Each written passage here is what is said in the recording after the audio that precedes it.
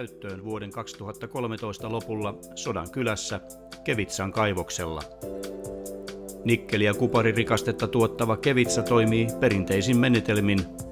Päästöjen ja energiankulutuksen minimoimiseksi uusin Komatsu on sähkökäyttöinen. Energiatehokkuutta parantamalla turvataan useita satoja pohjoissuomalaisia työllistävän kaivoksen kannattavuus jatkossakin. Ympäristön suojelemiseksi ja turvallisuuden varmistamiseksi kuljettaja tarkastaa lastauskoneen samalla tarkkuudella kuin lentokapteeni koneensa ennen nousua. Työkone tarkistetaan jokaisen työvuoron alussa. Täytetään tarkistuslaput huoltoa varten turvallisuuden takia. Elektripistosta tarkistetaan ensin maanvaraisesti telasto, telarungot, telapyörät, ettei siellä ole mitään vuotoja. Sitten samalla katsotaan ylävaunu, ettei sinne ole tullut mitään iskuja. Kaapelikela.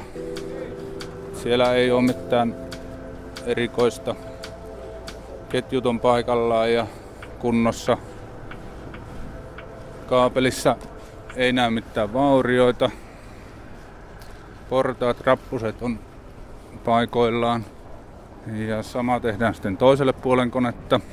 Sitten kauha. Katsotaan, että siellä on kaikki kulutuspalat paikoillaan.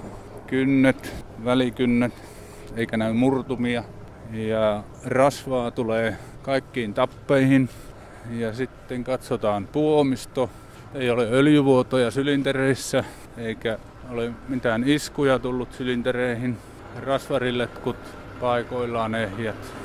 Siinä se on sitten tämä alavaunun osalta tarkistettu. Konehuoneesta tarkistetaan vuodot, öljysilmät ja samaten hydrauliöljy. Yläkannelta katsotaan rasvarisäiliöt, että ne on päällisin puolin kunnossa. Samaten kuin puomisto tarkistetaan vielä täältä ylhäältä vuotojen ja murtumien varalta. Rasva tulee kaikkiin tappeihin. Siinäpä se. Sähköä saa kytkeä 8-tonnisen. Kyllä.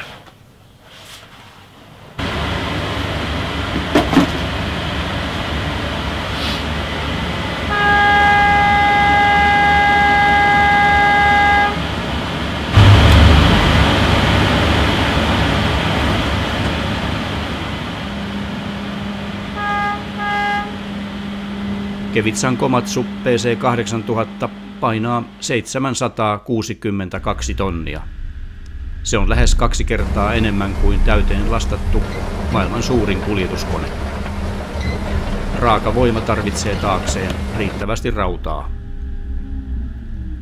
Kuljettaja istuu noin 9 metrin korkeudella maanpinnalta tilavassa ohjaamossa, jossa on myös lisäistuin koulutustarkoituksiin. 3 kameranäyttöä mahdollistaa ympäristön liikenteen seurannan ja dumpperin kuormavaaka lähettää kuormapainon Komatsun kuljettajan näytölle reaaliaikaisena.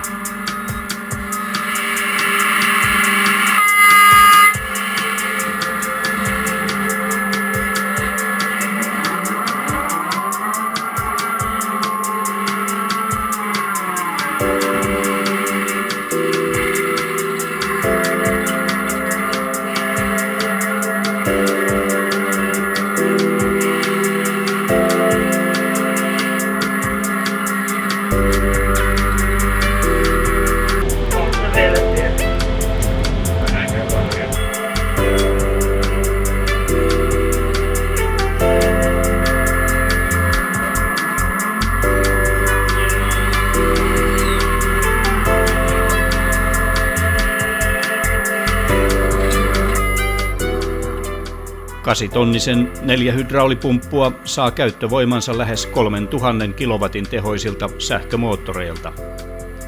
Niiden syöttöjännite on 6000 volttia.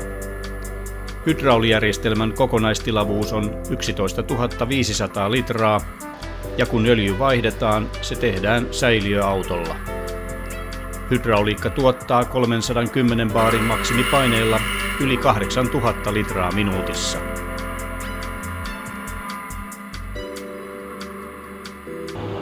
Komatsu PC8000 toimii pääosin 3 vuorossa ja keskeytymätön lastaustoiminta vaatii myös riittävän määrän koulutettuja kuljettajia. Komatsun luovutustilaisuudessa jaettiin myös kuljettajille diplomit suoritetun koulutusjakson päätteeksi. Vaikka uusi lastauskone on ominaisuuksiltaan ykkösluokkaa, koneen koko ja paino vaativat kuljettajalta erityistä osaamista.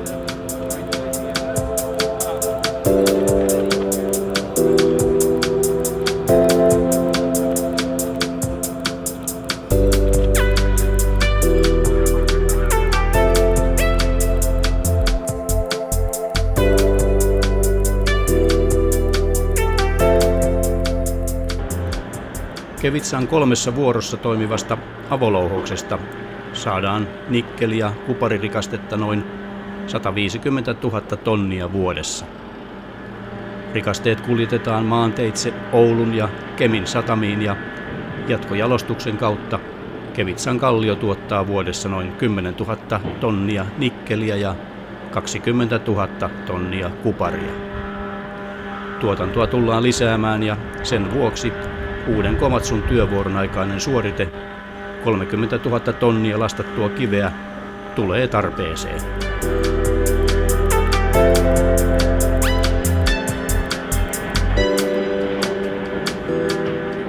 Avolouhoksella on käytössä 6 poravaunua.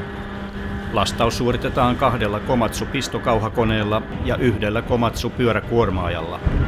Lisäksi käytössä on 8 louhosautoa.